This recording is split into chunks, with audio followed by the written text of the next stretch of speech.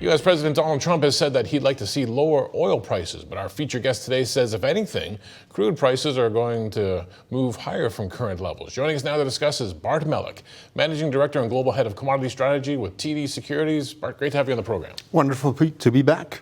Interesting times indeed. We have no shortage of news out there. Let's get back to the energy file. So today's Monday, right? It's been 1 week. 1 week of the Trump presidency. He has said a lot of things about the Saudis pumping more oil. How do you see it playing out? Well, I think it's going to be tough to convince the Saudis to pump more oil at a time where, if you look at the supply-demand fundamentals, the second quarter is showing up as having a pretty significant surplus. OPEC traditionally has been very, very disciplined, and they tend to target demand as opposed to prices. They want the supply to be equal to demand.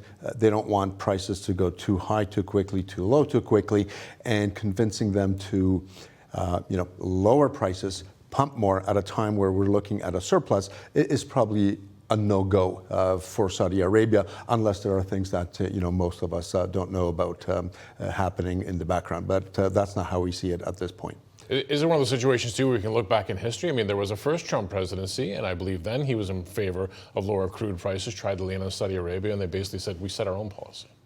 Yes, Saudi Arabia, I think, has been, quite well schooled in pressure, in how to handle pressure from the likes of U.S. presidents and others in the world. Everybody, it seems, would like to see much lower oil prices. But unfortunately, Saudi Arabia, for the world, unfortunately, controls the incremental barrel, or is the swing supplier, and they would like to see revenues that are sufficiently high to be able to pay for everything that Saudi Arabia spends money on domestically. They too have domestic constituency, domestic politics that they have to take care of, and significantly lower prices simply make that difficult. So I think they will stick to their old dated policy, try to keep supply and demand in as much a balance as possible, and that probably means Brent at over $80 a barrel for the time being. All right, if we stick with the Middle East, let's talk about Iran and perhaps some of the dynamics there and how that could influence the market. Well, it's, I think, no secret that President Trump is somewhat hostile to the Islamic Republic, and on many occasions has suggested that there might be a stringent sanctions regime directed against that country that would likely mean somewhat less available exports to the rest of the world. We're seeing something like that happen with Russia, but Russia was done by the Biden administration, where Indian firms have decided not to process that particular oil. So we haven't really seen any significant policy initiative yet, but on the margin, what it does is increases the risk of some sort of a conflict, increases the risk of more stringent sanctions, and let's not forget about our own country. There are, I was going to say veiled threats, but they're not veiled at all, of a 25% tariff on Canadian exports. And what does Canada export most of to the United States? Well, it's oil, well over 4 million barrels a day, every day.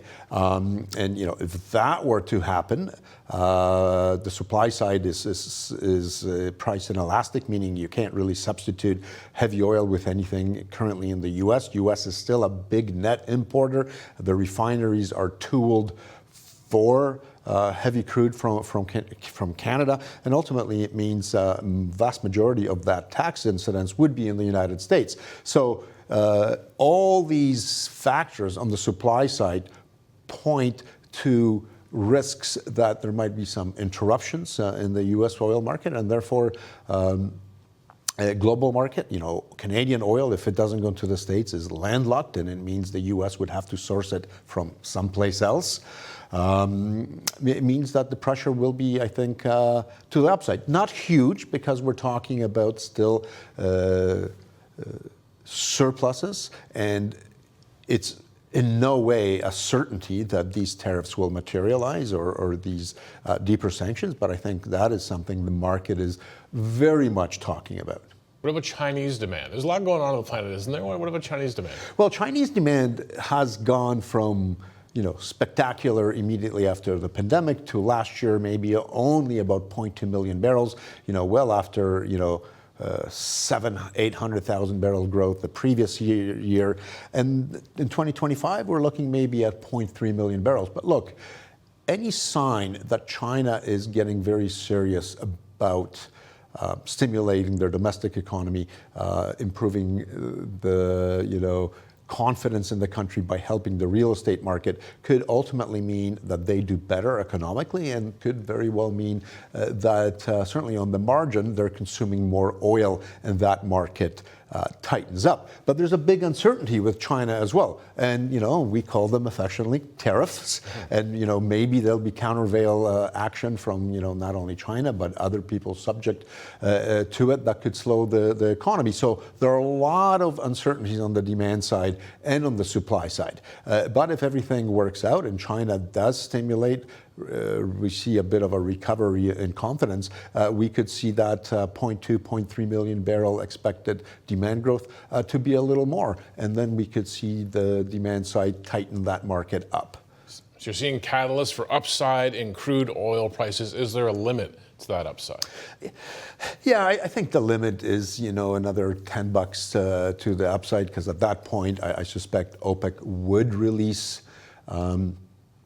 extra capacity in aggregate between Saudi Arabia, United Arab Emirates, Iraq. They have well over 5 million barrels of spare capacity. I mean, never mind, they're overproducing to the tune of 1 million barrels at least between Iraq, between United Arab Emirates and others already. So there's a lot of spare capacity that can be deployed into this market. But I think OPEC doesn't really want to do that, because they know a 10%, let's say, increase in supply would cause more than a % reduction in price, and that would not necessarily be accretive for the revenue side for them. So I think they're going to play it by ear, see how things go, and keep the market as balanced as they possibly can.